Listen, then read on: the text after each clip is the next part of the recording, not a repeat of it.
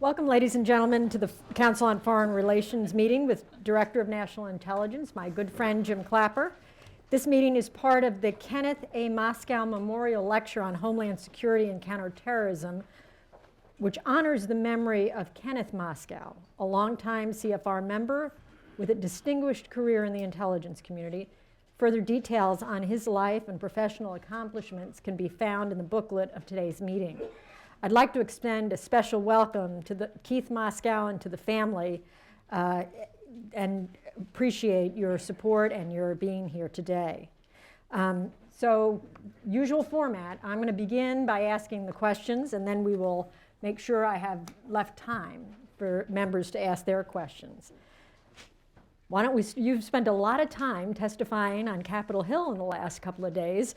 Last week, you said that when a final accounting is done, 2014 will be the most lethal year for global terrorism in the 45 years that the data has been kept. 13,000 attacks, 31,000 killed. There seemed to be a little, in Washington terms, kerfluffle with the Secretary of State's statement on the same issue. Why don't you speak to that? Well, I think the Secretary, in fact, I had occasion to speak with him afterwards, and I think he was thinking of a different context, which, of course, context doesn't lend itself to sound bites in Washington, D.C. And I think what he was thinking about was the more cataclysmic case in point of case with Cold War. And I don't think, and he's right. In that context, we are a safer country. But I was looking at more the here and now, what happened in 2014 and what we project out in the next year, which is the framework of normally our threat assessment. So with just two different contexts, I think. So about 10 days ago, the president hosted the Countering Violent Extremism Summit at the White House. There were state and local partners, nonprofit partners, international partners over the course of 2.5 days.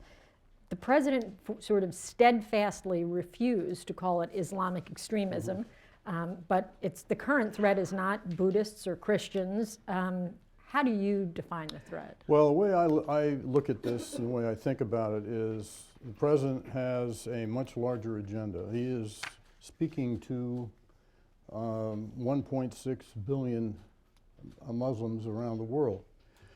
We in the intelligence community are focused on a very, very small, way less than 1% of that 1.6 billion Muslims. And so our proclivity would be to call these people what they call themselves. IS is the Islamic State.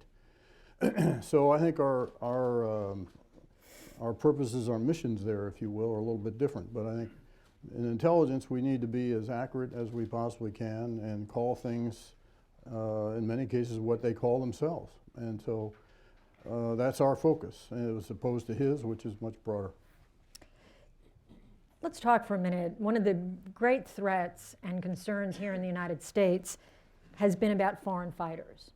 In testimony, you've referred to more than 20,000 foreign fighters, 3,400 of whom are Westerners, 150 of whom are Americans. We've seen cases of Americans trying to go over women. There's the case right now of the British schoolgirls folks are trying to find. A case here in Brooklyn. Despite airstrikes, why are the numbers of foreign fighters not just continuing, but according to the head of the National Counterterrorism Center, they're increasing? They are, and it's of great concern. And I was just in Europe a month or so ago, in fact, in Paris and Belgium and Brussels, and it is very much on the minds of European countries. The actual number I quoted in open testimony with the Senate Armed Services Committee last Thursday was about 180 Americans. Now, when I say that, that is those who've attempted to go and never got there, those that went and got killed, those that went and fought and went someplace else, and those who've come back, which is a much lesser number. So when you think of our population, 315 million, whatever it is, and a relatively small number of people in contrast to European countries where it is overwhelming in terms of their ability to monitor and surveil these people. So it is a tremendous problem.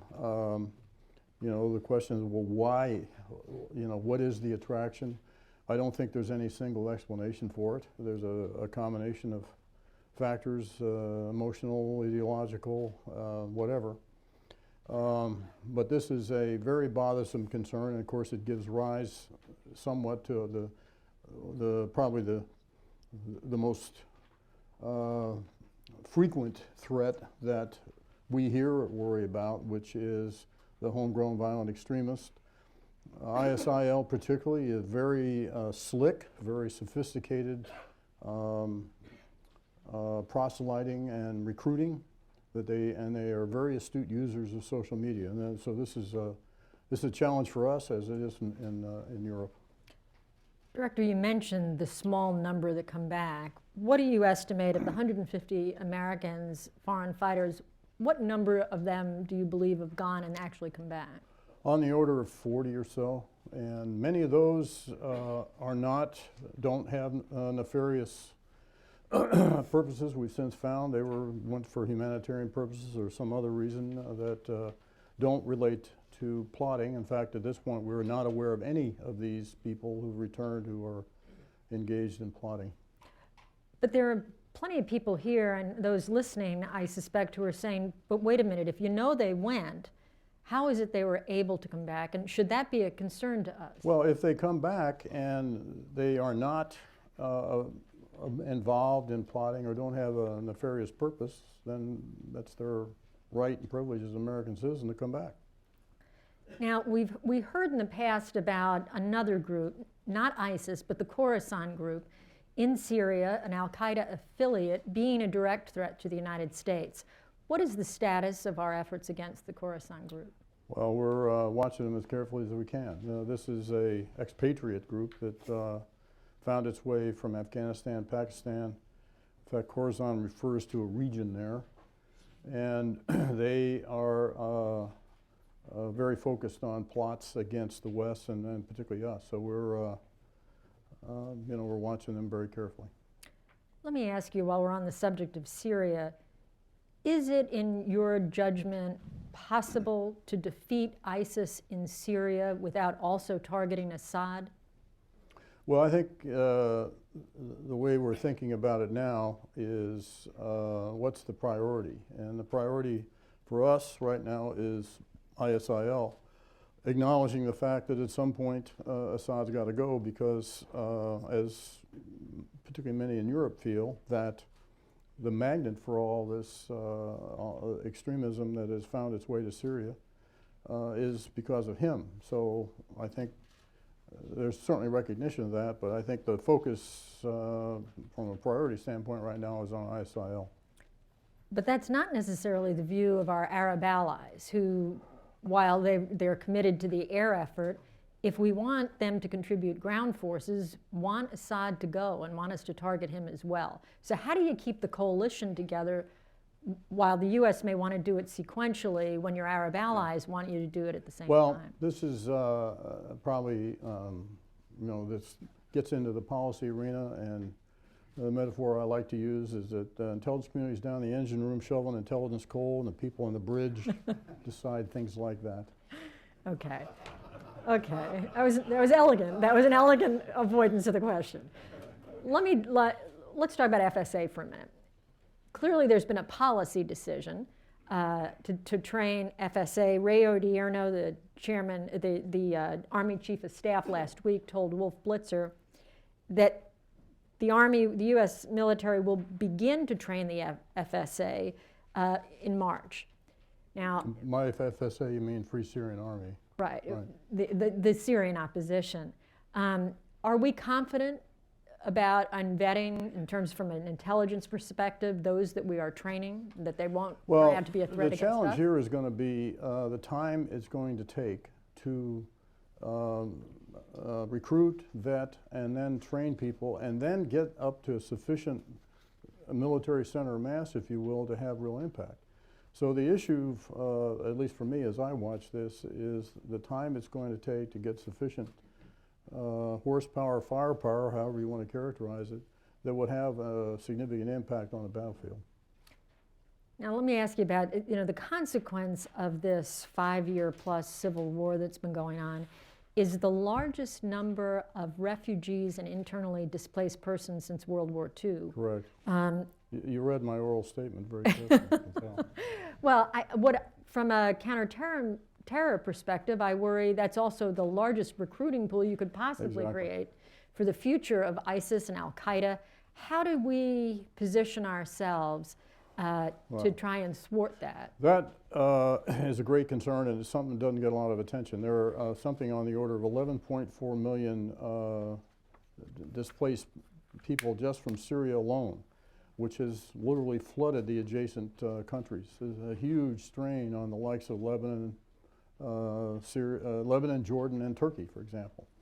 And so they've, as best they can, have tried to cope with this onslaught of refugees. And of course, you can imagine some of the conditions, the living conditions, which of course just gives rise to, creates the environment for recruiting. And so that's a great concern that I have, and it's hard for us to reach directly into these refugee camps. I will say, though, that one of the things that I think we've awakened to is the need for a very robust effort at the counter-narrative. And this is particularly so with ISIL, since they are very, as I said before, very slick, very sophisticated at appealing to a fairly large segment of people, as they will in these refugee camps. So to use your analogy, you're shoveling the intel into the system Right. below deck. Is this an issue that the policymakers are grappling with, the refugee camps and the potential future for recruitment? Well, I think the policy apparatus, the policymaking community in Washington is dealing with this whole potpourri, this myriad of issues in Washington. It always interests me, when I watch TV and how simple things are, and somehow in the Situation Room they ain't so simple. And this is a kind of the dilemma we have today. The diversity of crises and challenges we have around the world. I've been in one capacity or another in the intel business for 52 years, and I don't remember a time when we have been beset by more crises and challenges around the world, and a diversity of these crises and challenges than we have today. So you can't sort of talk about Syria without also talking about Iran. Senator Reid, during your testimony, asked you the question, if nuclear negotiations fail, if we were to intervene against Assad in Syria, what is your assessment, based on the intelligence, about the likelihood Iran might become more aggressive against U.S. interest, whether in Iraq or around the world? Well, I obviously don't know. People want clairvoyance, they're going to have to spend a lot more money on intelligence, I guess. I don't know, what they'll do if there's not a deal. I know they want one very badly because they want, in the worst way, want sanctions relief. And, we're a very delicate time right now with respect to negotiations. And so I don't know how that'll come out. I'm not sure just what that would do if there is not a deal, what impact that would have on Iranian behavior. I don't know that they would change their basic policies, particularly as they pertain to regional influence. I don't think it would change it much. I think they would continue to do as they have. And clearly they have big interest in the outcome of things in Iraq. They very much have consistently wanted a Shia-friendly government that they can influence in Baghdad. And so that will continue. I think they'll continue they're sustaining their surrogates, the Hezbollah. They have an interest in Syria. So I don't see that changing regardless of the outcome of the negotiations. In fact, I made the point to Senator Reid that for whatever reason, those are kind of separate and distinct right now. They really haven't made the connection. And I found that interesting. The word you use is they've compartmentalized, right? The problem is when they care, we saw during the Iraq War when we had U.S. troops there, they were not the least bit shy when they didn't like U.S. policy about targeting our military. And so, but you don't think they will get Well, the more issue- aggressive against us? The issue for them, for the Iranians, is sustaining their control, influence over the Shia militia. There are somewhere in the neighborhood of 7 or 8 major, there are many more, but the major Shia militia organizations in Iran. And I think as long as the Iranians perceive that we are doing what is comports with their objective, which is eliminate ISIL, as long as we're on a sort of parallel course there, they'll do what they can to control the militias. And of course, they have long harbored resentment of the U.S. presence. They certainly did when we were there, and they do now. And they look at us as, and their rhetoric is that we're occupiers. And so it's a concern of mine as to whether, while we think we've messaged the Iranians about the militias, that's not to say that they have perfect command and control over all the Iranians have perfect command and control over the activities of each militia or each militia member. So, speaking of groups that the Iranians influence and control, let's move south to Yemen. Was it an intelligence failure, or did the intelligence community predict the Houthi takeover of Yemen? Well, another old saw of intelligence. You know, the first week in intelligence school, you learn there are only 2 conditions in life. There's policy success or there's intel failure. There's no other condition in life. No, it wasn't a failure, and anyone who is, remotely acquainted with the history of politics in Yemen and its history understands that the governmental institutions there have always been very, very fragile. And so as the Houthis expanded their area of influence, and as they infiltrated, particularly into Sana'a, infiltrated into the ministries of the government, infiltrated the intelligence and security organizations, it was pretty clear where things were going, and it was just a question of time.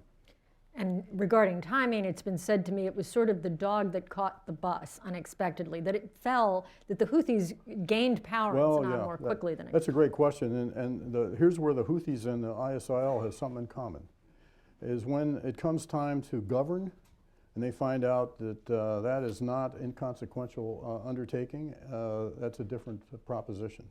And the Houthis are discovering that in Yemen.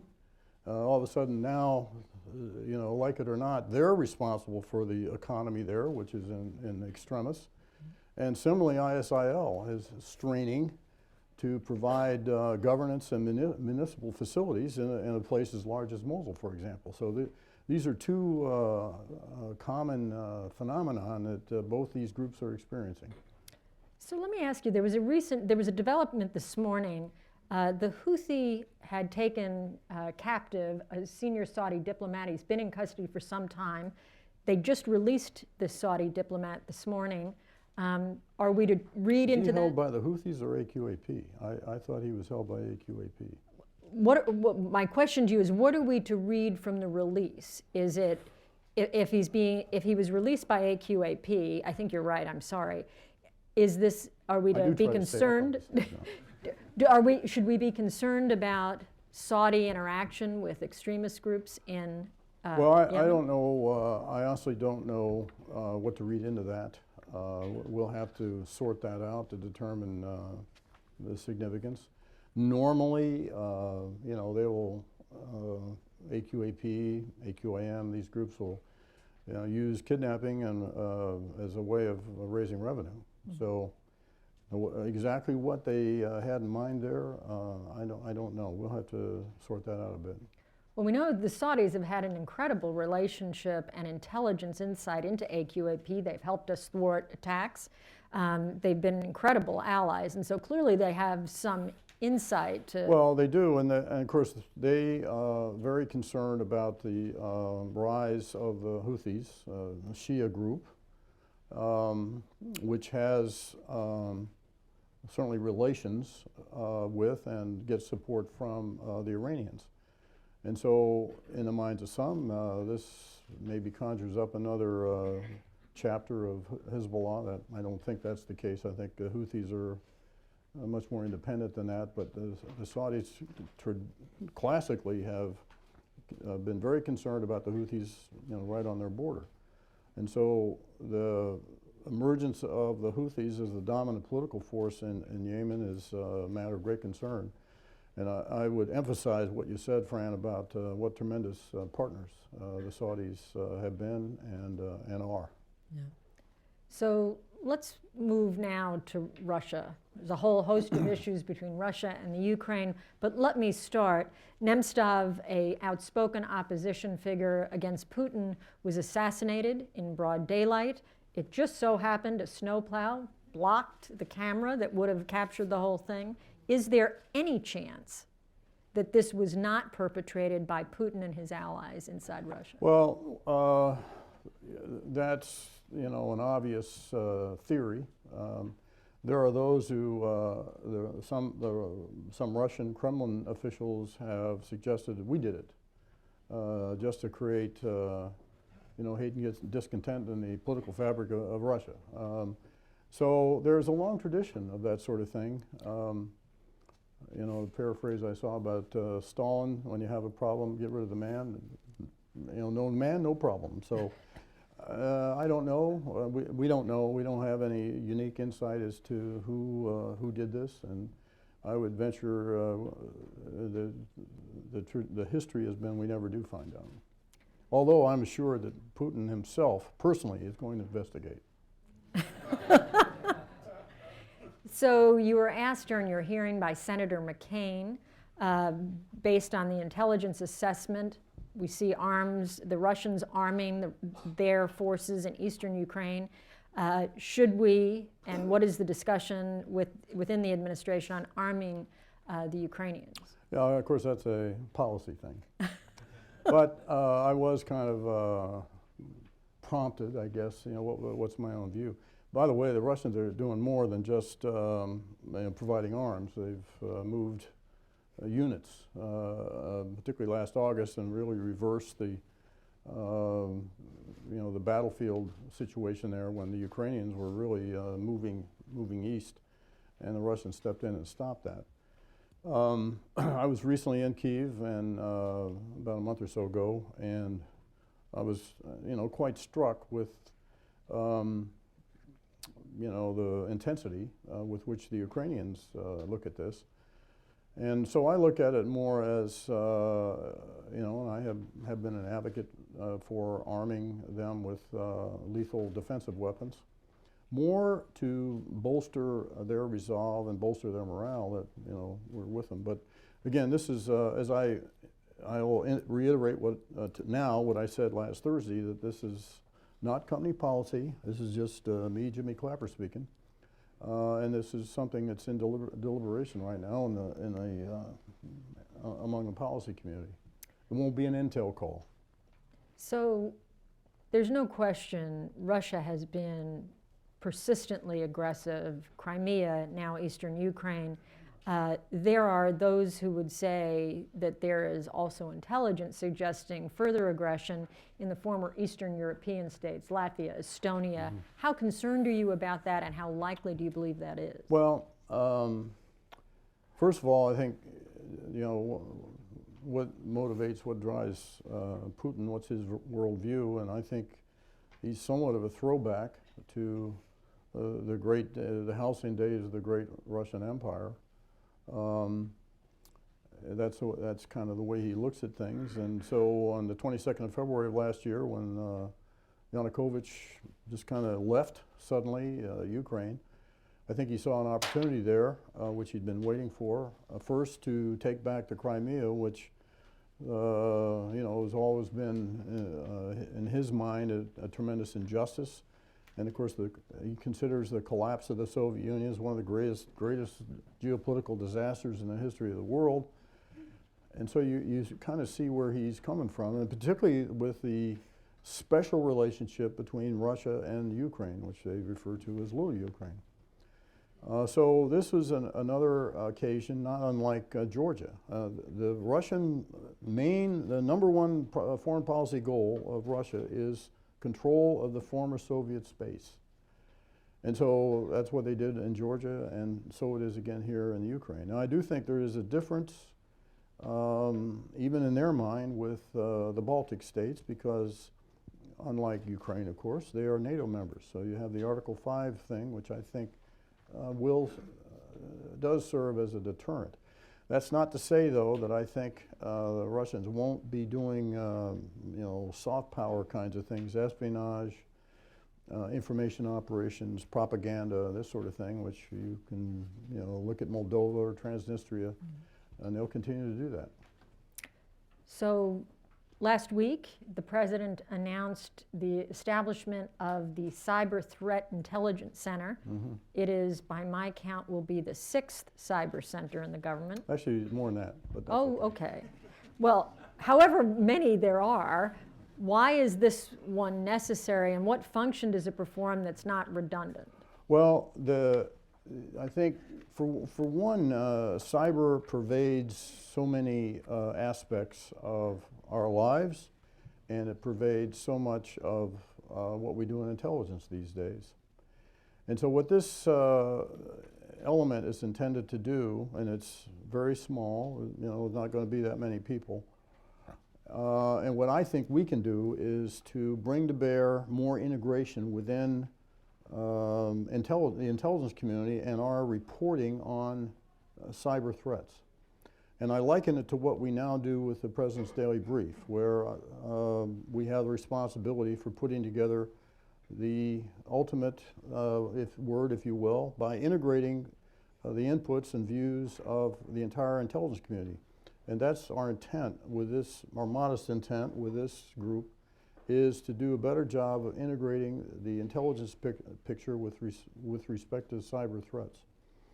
So we're in the midst now of, I say we, my deputy Stephanie O'Sullivan and I are in the midst of making a lot of parish calls among all these groups, all of whom are concerned and threatened and all that sort of thing, just to try to allay concerns, because the objectives here, I think, are pretty modest, but I think we can make some value-added contribution in terms of better job of an integrated threat picture with respect to cyber. So can't speak about cyber these days without talking about the recent Sony attack. There's been much sort of theorizing and dispute out there in the media. How confident are you that it was appropriately attributed to North Korea? Very confident. Okay. You have, I want you to share with the group, because you had the distinct honor to go and get the captives that were released. It's sort of a fascinating story, if you're willing to share it. Well, yeah. And coincidentally, of course, the attack occurred against Sony about a week or two after I was there, so I probably won't be going back. There had been, some back and forth with the North Koreans about, releasing the other two citizens. We had one, Jeffrey Fowle, was released in October. The difference here was he was not yet in the North Korean penal system. And of course, typically the North Koreans like to secure, if they can, some concessions. And so there was some back and forth about a presidential envoy coming to Pyongyang to secure the release of our two citizens. And the North Koreans wanted someone who was a current member of the government and a member of the National Security Council. Somehow, I'm not sure where the suggestion came from, whether it was from them or the White House, but my name came up, and amazingly, the North Koreans agreed. I had served in the Republic of Korea in the in the 80s when I was on active duty as a director of intelligence for U.S. Forces Korea, and kind of followed developments on the peninsula ever since. They, interestingly enough, bought into my being the envoy. I thought actually the New York Times had the best explanation of why the DNI, gruff, blunt, a relic of the Cold War, ideal for North Korea. So I was on a trip. In fact, I was in Canada and was in Ottawa, and I was due to come here to speak here at CFR and as well do a taping with Charlie Rose, which I did this morning. So I'm making up for that now. Anyway, I got a summons from Susan Rice saying you need to hustle back. So I went to a meeting, flew back from Ottawa early, joined a meeting at the White House in which we were discussing things like don't bow, don't take flowers, don't smile, lots of useful policy things like that. So anyway, I ran home and repacked my bag and back out to Andrews and left about 2 o'clock. This was November 4th, I think. And we had some airplane challenges on the way out there, and finally arrived on the night of November 7th in Pyongyang, and went immediately into dialogue with the North Koreans. I was met by my political four-star General Kim, who was the Minister of State Security, and so we had this long, slow roll in limo from Sunan Airport downtown to Pyongyang to the State Guest House. And we immediately began deploying each other's talking points in the car, and I was got immediately a little hinky about I wasn't getting any assurances that we were going to get our 2 citizens back.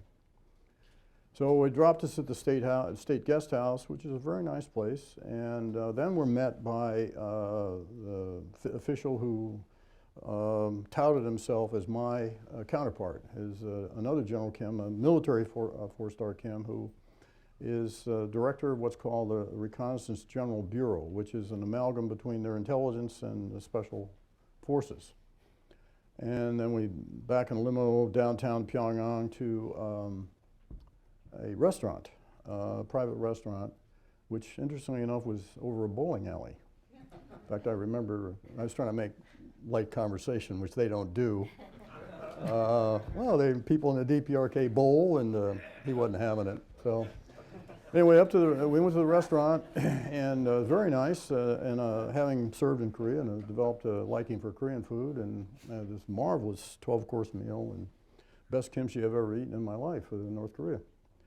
Unfortunately, it wasn't very enjoyable because it was a pretty terse conversation, pretty tense, and a lot of arguing, pointing at each other's chests and that sort of thing.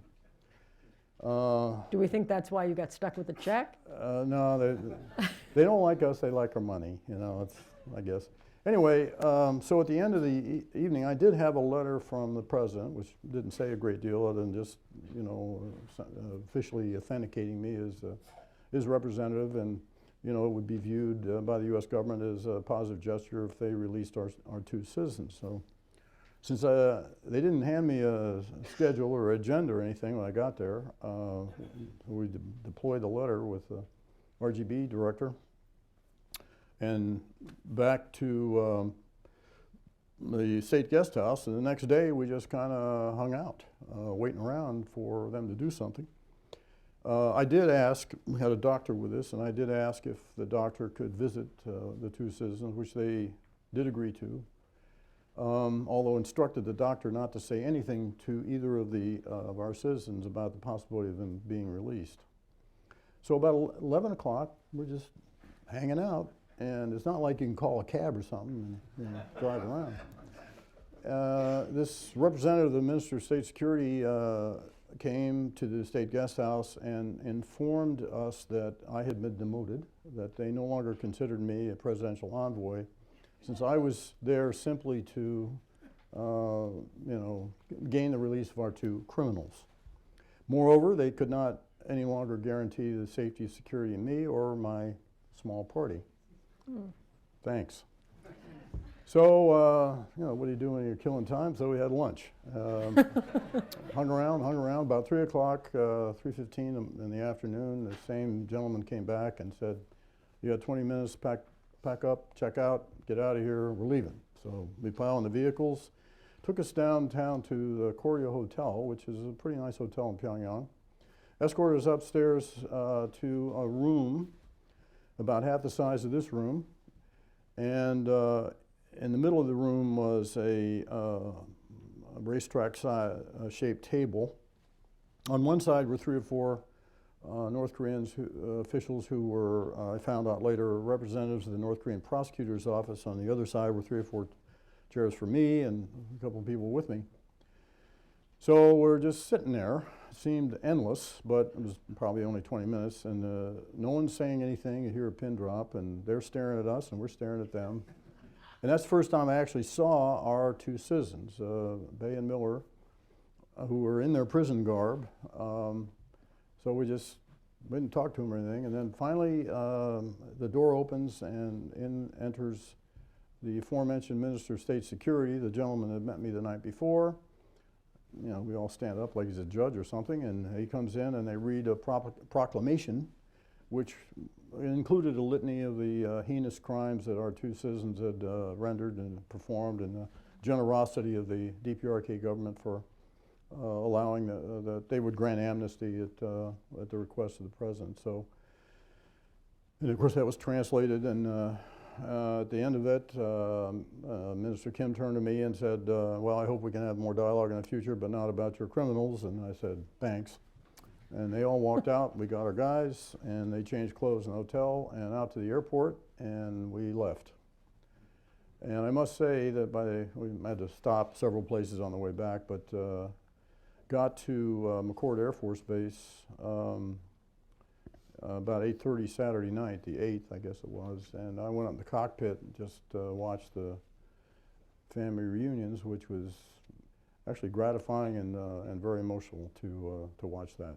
And right after that, got a call from the president to thank me and my team for a successful mission. So had a gin and tonic and went to bed for a while. That was it. So I've got 2 more quick questions Okay. about cyber, and then I'm going to open it up to the members. One, is it, in your mind, possible that North Korea could have pulled off the Sony cyber attack without the help of either Iran or Russia or China or some other state power? They're not at the same level of sophistication and capability as, say, the top tier, which means Russia and China. But they engage in cyber exploitation, et cetera, big time, constantly against the Republic of Korea. So they are not, they're astute at this. They have a whole infrastructure, much of which is under the auspices of the aforementioned Reconnaissance General Bureau and my good friend General Kim. So they're quite capable. Let me ask you, we've seen numerous public reports about DDoS, dedicated denial of service attacks against U.S. financial institutions. What is the likelihood, in your judgment, based on the intelligence, of a Sony or a Ramco type of destructive attack against U.S. financial I spoke to that in my oral statement, that the situation we're in cyber is, I think we attach less likelihood to the notion of a cyber Armageddon. That's not to say it's impossible. Sure, it's possible, but less likely. Instead, what we're faced with was this sort of insidious growth where cyber actors do increasingly more nefarious things in kind of a gradual, incremental way. So it's not going to be some dramatic thing, but rather a gradual increase. So last year, as I pointed out, was the first time we'd had destructive cyber attacks on our soil. First with the Las Vegas Casino Sands Corporation, and then, of course, with the Sony attack. And so you can, if you go back and sort of trace the trend lines in cyber, phishing, DDoS, and then what's next? Well, deletion or manipulation of the, which of course affects the integrity of the data, is probably next. Pretty scary stuff. Okay, at this time I'd like to invite members to join our conversation with questions. A reminder, this meeting is on the record. Wait for the microphone, speak directly into it. Please stand and then state your name and affiliation. Please limit yourself to 1 question and keep it concise to allow as many members as possible to speak. Okay, let's start here. Thank you, Director. My name is Roland Paul. I'm a lawyer. I've been in the government a couple of times.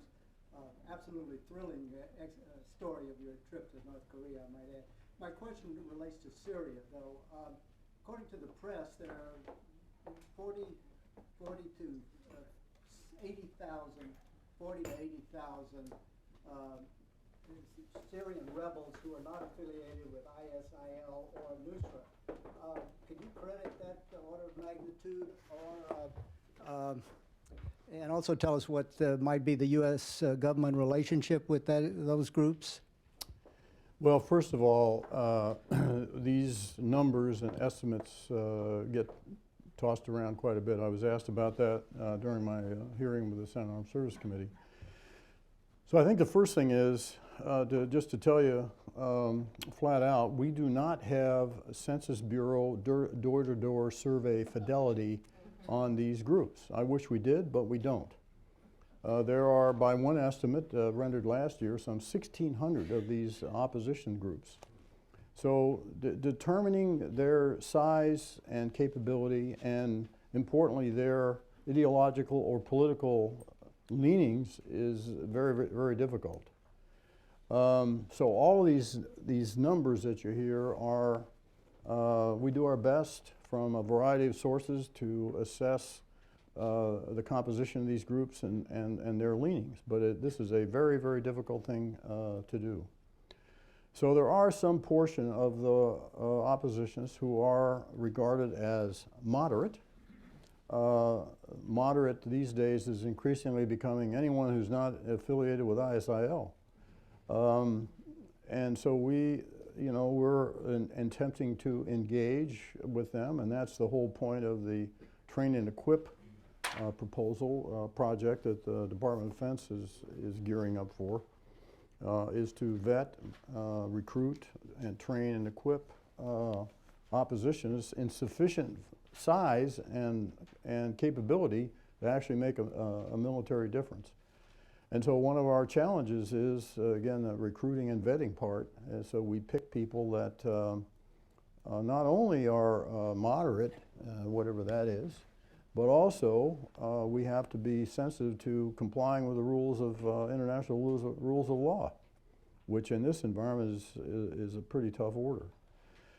So this is a very, very complex situation in Syria, compounded by the fact that we're actually not there, which is very different than the situation we have in Iraq, where we are there. And so from an intelligence perspective, and for our ability to exert leverage and influence, is much, much easier in Iraq than it is in Syria. That's a long-winded answer to your question, but it's a tough one. Okay, but over here. Ken Roth from Human Rights Watch. I'd like to follow up on Iraq. I think at the policy level, there's broad recognition that the Shia militia and the abuses and the sectarian way in which they operated was a big reason why so many of the Sunni tribes who had joined with the U.S. to defeat al-Qaeda in Iraq either went neutral or actually joined with ISIS, because they were just so fearful of the Shia militia. And that was part of why Maliki's departure was orchestrated.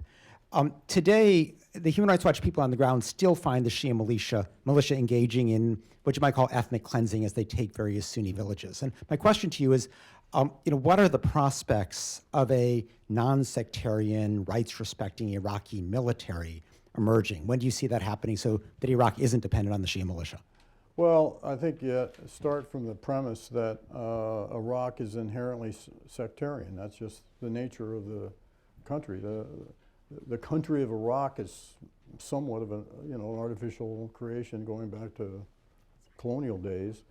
And so you have the Kurds, and then the Sunnis in the north predominantly, and Shias in the south. And you're quite right. The reason that ISIL was so successful, yes, it had to do with their capabilities and prowess on the battlefield, but they were dealing with a receptive constituency in northern Iraq because of the intense hatred of the Maliki government, which of course is imposing the Shia view on them. And so the challenge for a body who, does, I think, recognize what he has to do in terms of more inclusiveness of the Sunnis, because I really don't think there's any way of reversing or changing the picture fundamentally in Iraq unless the Sunnis are included.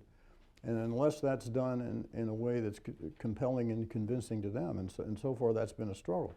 Abadi has a challenge, a political challenge, of trying to keep his Shia base in line with him and supportive of him. So he's got a very difficult balancing act. Then you have the complication of the Iranians, who want a Shia-friendly and a government in Baghdad that they feel they can influence because it's right next door to them. So he has a confluence here of a whole bunch of competing and conflicting forces that he has to deal with, and it is a very tough tough issue. But certainly he, I think, is in a better position to do that than certainly his predecessor. That's for sure. Okay, right here. Betty Musham, the Duke Islamic Studies Center founder. Have you had any conversations or concerns about the Saudis funding all of these madrasas which are promoting the Wahhabi doctrine of conservatism? And I know in Turkey there's over 500 of them over a period of time. That is a concern, and I think there is change afoot in the Mideast. It's not going to occur overnight, but I think, these brutalities, publicized brutalities by ISIL, beheadings and immolations and the like, have really had a galvanizing effect even in the Mideast. And so I think it is bringing about a change. One thing we see is the donations to extremist groups from many of these countries, donors in the countries, are declining. Some of that is through government activity, government oversight, and with our help. But in the end, this is about, I hate to use a cliche from my war, Southeast Asia, but it is about the hearts and minds here. And ultimately, that is what's going to make a difference here, is the narrative, a counter-narrative, starting with education. And so I think you're quite right to highlight that. I do think that there is a change afoot, but it is not going to happen by close of business next Friday. Director Clapper, can you just give us a sense of scale? You said that the donations from the Gulf countries is declining. Can you give us, I'm not asking for precise numbers off the top of your head, but give us an order of magnitude. Well, what you mean. I really can't do that because it varies from place to place, and it varies from who they're donating to and all this sort of thing. I'll just make the statement in general. There's been a big decline. The amount of donations that ISIL got was a very, very less than 1% of their total revenue from last year. I can't say that. Okay. Ronan? Director Clapper, in recent days,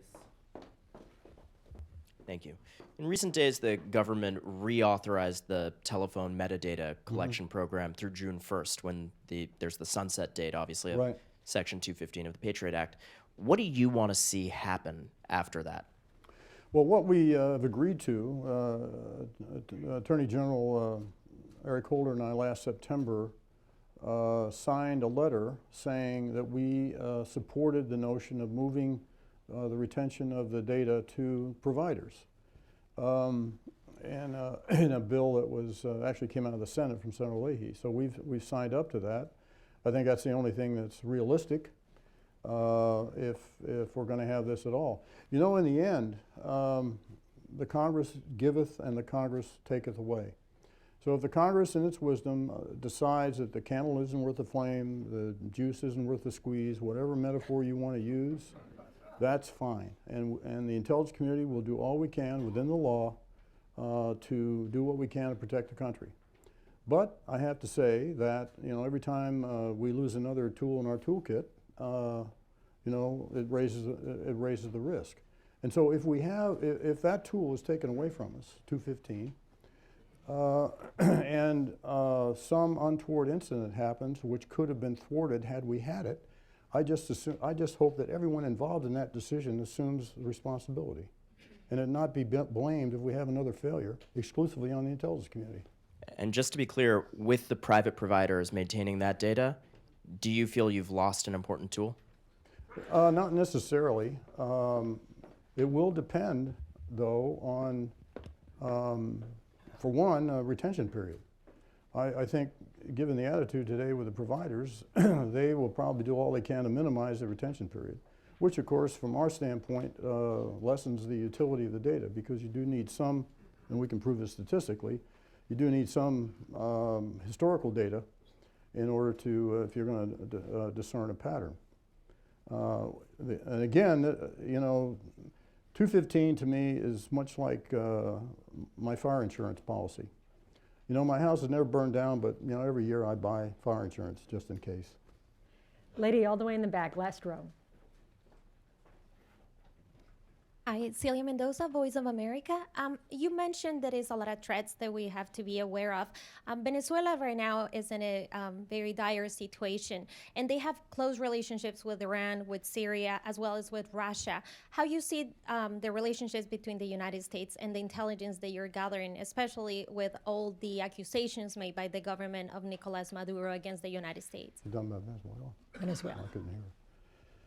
Well, Venezuela is going through a difficult time right now for lots of reasons. I think economically, obviously, the price of oil has had and because of their disproportionate dependence on oil revenue, mostly from us, that's had an impact on their economy. And President Maduro, maybe not the most astute head of state, I'll put it that way, is having trouble coping with this because of the economic stresses it's putting on his country. And of course, what he's most concerned about is people turning out in the streets, which would be, you know, potentially a real threat to them. Right here, third row. Yeah, that's you. You're sitting between two respected journalists I know, so Yes. Sarah Lee Whitson at Human Rights Watch. I wanted to ask you some more about the meta-narrative, and in particular, the extent to which you think the U.S. is really best placed to take on a meta-narrative that will appeal to people who possibly support Islamist extremist politics, and also about the meta-narrative of some of the allies in the anti-ISIS coalition, like Saudi Arabia, which models a lot of the behavior, like beheadings and jailing and flogging of journalists, that ISIS and Al-Qaeda actually copy. And I wonder whether there's been any effort to influence the meta-narrative of the important partner, Saudi Arabia. Well, of course, we have, and I think your question raises a good point about the extent to which we, the United States, can lead a narrative, given the general lack of popularity of the United States in many of these countries. I was quite struck with the interview I saw yesterday of King Abdullah of Jordan, who I have great respect for, and I think he said some things worth considering, worth thinking about, which is essentially, this is kind of our thing. This is something we have to do, and I think that I don't think he intended it just in a military context, but in the context of getting ahead of or countering the larger narrative here. And you know, we're doing this in all kinds of ways to try to counter the narrative, but I think in the end, you know, our ability to do that and to really influence change in attitudes and change in worldview is only going to come about when the people there themselves do that. Yes, ma'am. Third row. Thank you, Paula DePerna, NTR Foundation. One, thank you very much for your service. And the question is, with beyond the sort of local assets, people who obviously you have to remunerate, can you speak to the degree to which intelligence gathering has been privatized, outsourced, contracted out, both in terms of percentage and dollar value? Well, actually, it's declined, at least as a, as a formal part of the intelligence community, that which we've contracted out or hired contractors has declined by 40% since 2007. And in our 2016 submission, it's going to go down more. So we are less and less dependent on contractors. This, of course, is the classical historical cycle that we go through in the intelligence community, where the pendulum is swinging back from the mushrooming that we did after, right after 9/11, where the intelligence community, which had been shrinking for 5 years, suddenly expanded, and the fast way to do that, of course, is to hire a lot of contractors, which we did. So now that our funding is going down, and in the interest of trying to protect our government workforce, which I feel very strongly about protecting, these great people, young people we've brought on since 9/11, so we're peeling off contractors. So it's actually declining. Gentleman in the row here and the center. Florenti, I wonder, Mr. Director, if you could comment on the love triangle between American, Afghan, and Pakistani intelligence as the United States is disengaging. How reliable is the Afghan intelligence network in terms of its penetration of the Taliban? Do you see any signs that the Taliban are beginning to feel demoralization? And how genuine is the ISI in Pakistan's seeming slow creep embrace of normal relations with the Afghan government? Well, those are a great bunch of questions there.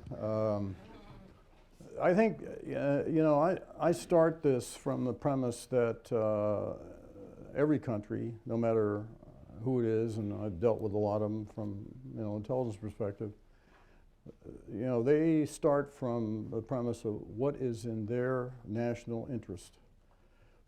That may or may not comport with what we like, necessarily. And so we have to recognize the reality of how things are in the world. So in the case of the Pakistanis, ultimately what motivates their policies to include their conduct of intelligence is what they consider their existential threat, which is India. And so that governs a lot of what they do. Now, I will tell you, in line with what I said earlier about the public savagery and brutality of ISIL, the attack on the Pakistan Army School in Peshawar had a galvanizing impact on public opinion in Pakistan. And that, in turn, of course, influences the government and influences ISI. You know, we had a very low point in our relations with Pakistan, and you know, as a result of the Abbottabad raid in May of 2011. And since then, it has gradually come up. I think the Pakistanis realize the impact of when we depart from Afghanistan, and that you know, they need to be a more active and viable partner, and they are. There's been a great improvement in their approach and their cooperation with us and their openness. But there are certain things that they probably fundamentally are not going to change, again, because of what drives them. And with respect to Afghanistan, I think the intelligence services there, particularly the national one, is good and getting better. We've spent a lot of time and effort at enhancing their capabilities, but they too are going to behave in what they believe are their best interests. And I might say, with respect to Afghanistan, that I think I would commend to you history. And our last national intelligence estimate, we devoted an annex to the Soviet experience. And the lesson learned here is that when they left in 1989, they continued very robust financial support to the Afghan government to the tune of $3 to $6 billion a year, normalized to I think $2011. When they left, when that support stopped on the 31st of December of 1991, About 4 months later, the government of Afghanistan collapsed. So the big lesson here is not so much, you know, the pace of our drawdown, it's what happens afterwards in terms of external donors, financial support, which the Afghan government is so highly dependent on. Director Clapper, I think that it is 2 o'clock, and I want to be respectful of your time. I want to thank you for being here with us. And just on a personal note, let me thank you for your friendship, your mentorship, and for your public service. Yeah, may I say one last thing, is just, it's a great honor for me to be here in this series in light of who it was named after. And the families here today, and I just want to say they epitomize, and Ken did, the spirit of so many people who serve in the intelligence community today, who came to the intelligence community, came back to the intelligence community as I did after 9/11. And so I do want to take note of Ken and his tremendous legacy, and it's an honor to be here at a series named after him, so thanks.